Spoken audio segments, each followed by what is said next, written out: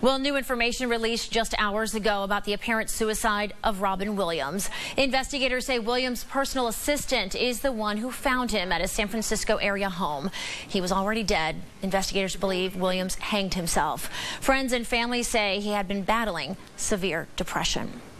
Of course, the death of Williams bringing to light some very important issues that many are dealing with. That includes depression and other mental health disorders. And joining us now to talk much more about the resources available to help someone is Dr. John Kuffner, a psychiatrist with Peninsula. Thank you so much for coming in. Thank you for having me. As we just said, actor Robin Williams diagnosed with severe depression. So let's ask, what is the sign this is not someone having a bad day or having a bad week and is actually clinically depressed? Well, it can be part of a bipolar disorder or just a depression. Either way, it's just as bad.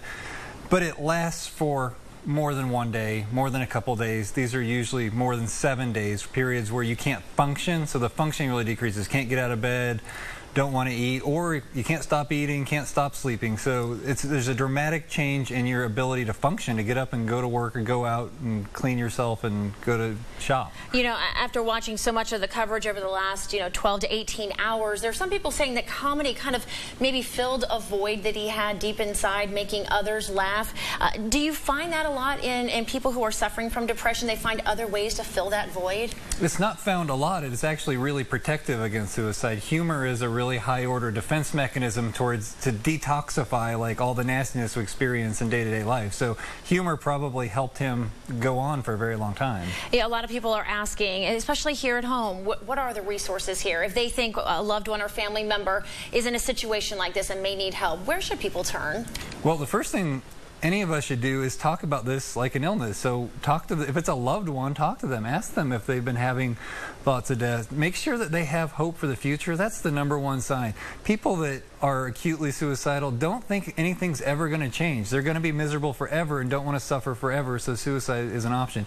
Make sure they have plans for next year, plans for next month, or vacation they want to go on, and that they still have in the back of their mind that there is something tomorrow that's worth looking forward to. Do you find that some people are just so hesitant to approach someone and talk to them about it because they don't know what to say to someone? Absolutely. And if you think that somebody really is suicidal, especially a family member or loved one, that is a medical emergency, just like a diabetic coma can be. And that would you can take them to the emergency room. In East Tennessee, well, in Tennessee, but in East Tennessee, we have mobile crisis system set up so that people can be assessed for safety levels and whether or not they need higher levels of care or treatment in an emergency room. So you can go in the emergency room with a complaint of suicidal thoughts, just like you could with a fever or stomach ache. And I think that's really important for people to know, because a lot of people don't necessarily treat it as an emergency. They think it's something, oh, well, I'll deal with that tomorrow or the next day or the next week. But it is an emergency. You should go to the emergency room if you feel like someone has suicidal thoughts. And there's a system in place to assess and help you if you do go to the emergency room. And Dr. Kuffner, I have to ask real quickly, I imagine there are people,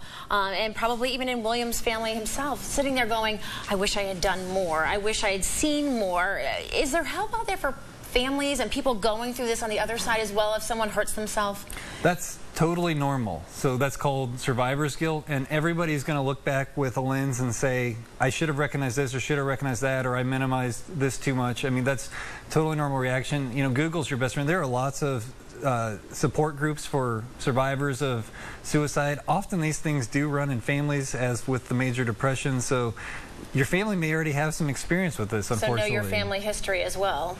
All right, Dr. Kuffner, thank you so much for coming and valuable information tonight. Again, the Suicide Prevention Lifeline, everyone, is 1-800-273-8255. It is open 24/7. You can also chat with a counselor online at suicidepreventionlifeline.org. Important information. Jot that down.